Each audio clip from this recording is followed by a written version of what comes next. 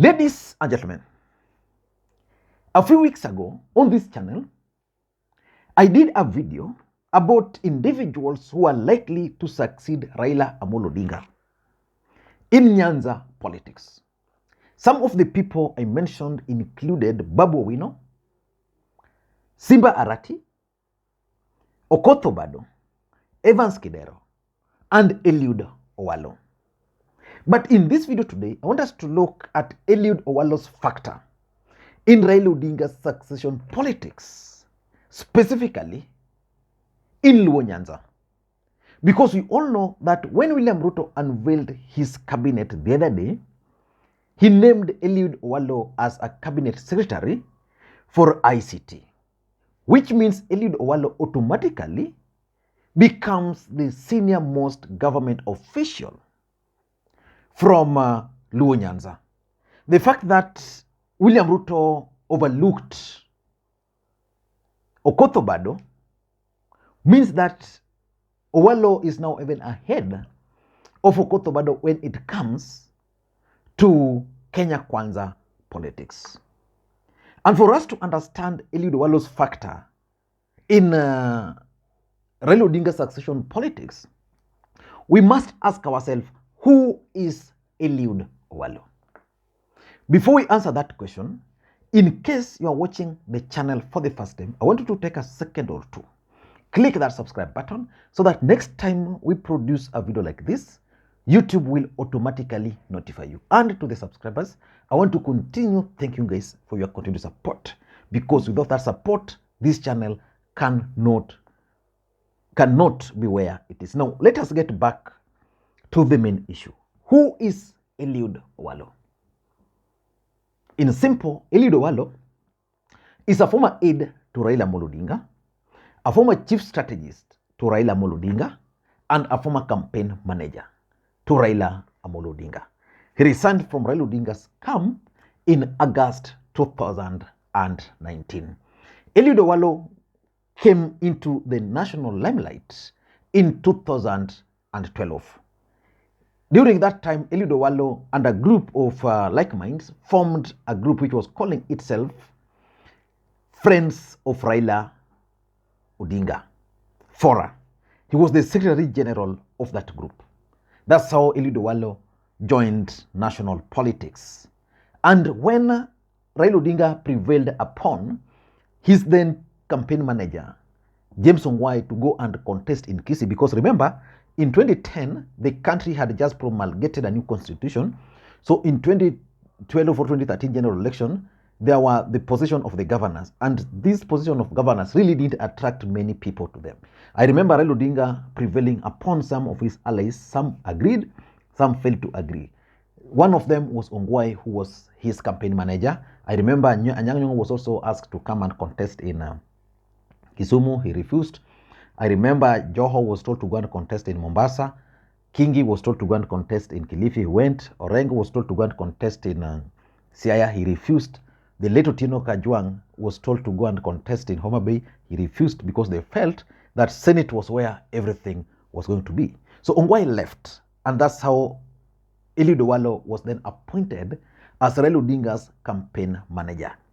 That move to appoint Eliud Owalo as Raila Odinga's campaign manager in 2012 is actually what propelled Eliud Owalo instantly into a national figure.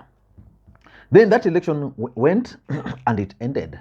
Raila Odinga lost the election 2013, and as usual, the agents were not paid. So many things, just like we still experienced in the last election, took place, and Eliud Owalo was accused of mismanaging that particular election. But for those who understood what transpired at that time, the fact is the people who were supposed to pay agents at that time was not Eliud Owalo, was not even the secretariat. Raila Odinga went into that election as a prime minister of the Republic of Kenya.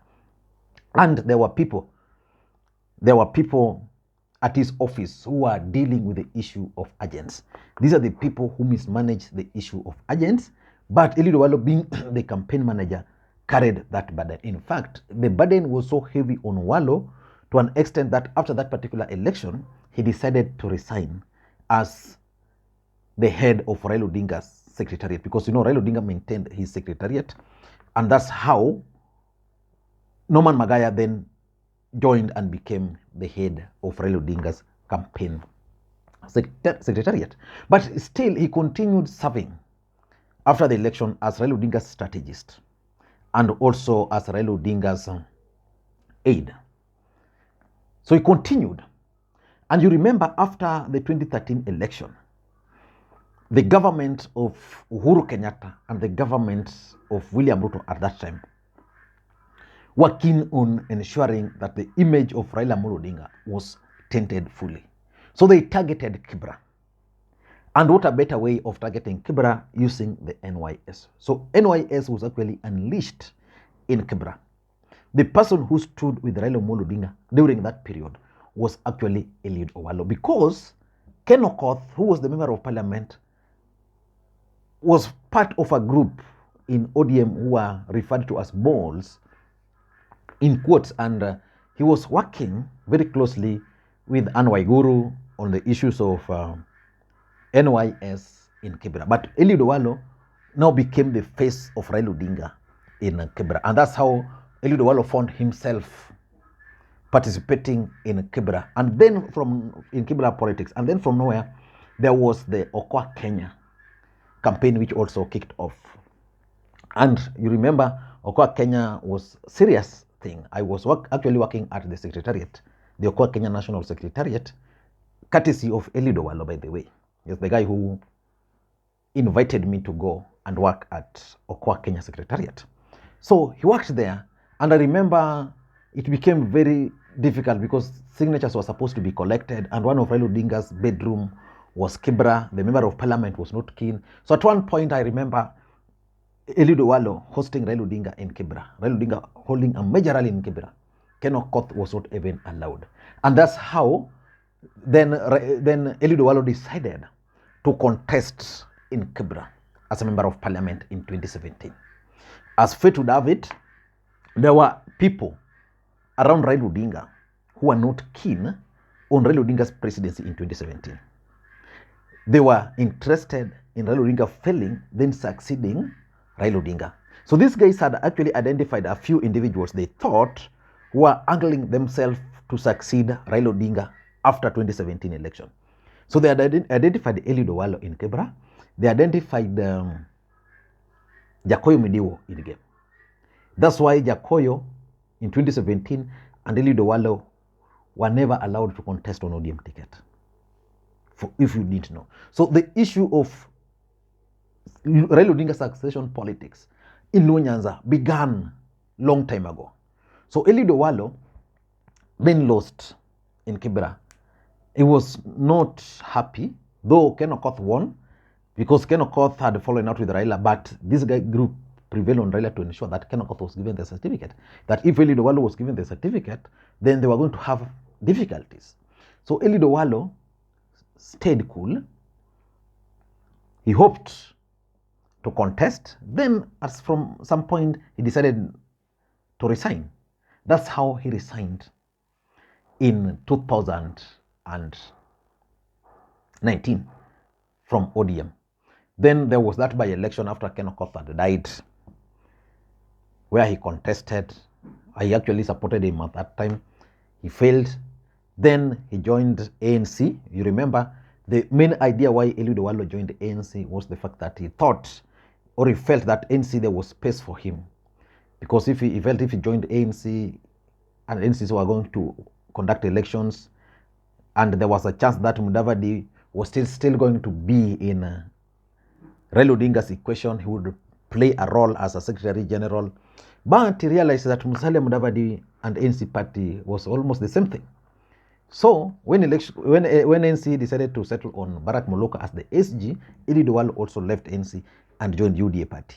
And as fate would have it, that journey finally landed Eliud Owalo as the cabinet secretary for ICT, which places him at the apex of Nyanza politics. Before we go further, please, in case you're watching it up to this stage, I want to thank you. I want to appreciate you. Just click that thumbs up. So the question is, why is Eliud Owalo a factor in Raila Odinga's succession politics in Nyanza. Number one, his appointment as cabinet secretary now makes him the automatic senior government official from Nyanza. I'm sure that I've not talked to Owalo since he was nominated as a cabinet secretary, though I sent him a congratulatory message. But I know that just like when you lose election, very few people will come to you. Like I'm sure even Matiang'i, who was relieved of his duties now as a CS, few people are now with him. The fact is, as the senior most government official from Nyanza, almost all politicians from Nyanza, almost all church leaders, almost all elders, almost all youths will be now trooping to Eliud Owalo office. And they'll be seeking for his opinion on community matters. So I think the fact that he's now the senior most government official will now propel him, because if people are talking about Eliud Owalo as a potential successor to Raila Odinga, and he was not even a member of parliament, now that he has a platform, that makes him a factor. Number two, I think the fact that he's the ICT cabinet secretary would mean now he has a national platform. He can use that national platform to build his image. Take, for example, someone like Matiang'i. Matiang'i joined cabinet as a nobody. By the time he was leaving, people were even talking of Fred Matiang'i as a potential presidential candidate. Now we are talking of Eliud Owalo, a person who was being rumored to be a potential successor to Raila Odinga, a politician, by the way, now having that national platform. If he can use the national platform provided by the position of the cabinet secretary, I tend to think that that platform will help Eliud Owalo to pursue that interest if he's actually interested in succeeding Raila Amolo Odinga. Number three is also the Raila Odinga 2027 equation. Something took place yesterday, and I was asking myself, why would someone drag the media to Raila Odinga's house when Stephen Kalonzo Musyoka had issued a statement countering William Ruto's speech in parliament? And I was like, is someone being used to undermine Raila Odinga? Maybe yes or no. But is Raila Odinga going to contest in 2027? There are many people who believe that Raila Odinga can still contest. There are many who believe, like myself, that he should support Kalonzo Musyoka. So in case Raila Odinga will not be contesting for the presidency, which means there will be no serious Luo presidential candidate, Eliud Owalo will have a chance now. And lastly, I think the Raila Odinga network, the fact that Eliud Owalo worked as a close ally of Raila Odinga, a strategist, a campaign manager, Eliud Owalo had contacts. When I used to move around with Eliud Owalo, the entire republic, I noted that Eliud Owalo had contact of all the serious people around Raila Odinga across the country. You would go to Mombasa, then from nowhere, you will just place a phone call and you'll be joined by close to 20 people who are close associates of Raila Odinga, people who matter. You would go to with Eliud Owalo to any other place. He had the contacts of the elders, because he was the guy who was making calls. When he was the campaign manager for Raila Odinga was the prime minister. So this is the guy who had all the contacts. If Raila Odinga wanted a meeting, is the guy who would communicate, would make those calls. So he has that personal relationship with most of Raila Odinga's team. So which means he can use that network very well now that he's a cabinet secretary. I don't know what you think. That's my take. Do you think Eliud Owalo is a factor in Raila Odinga's succession politics? Let me hear your thoughts via comments below. Thank you guys, and may you have a good day. Bye-bye.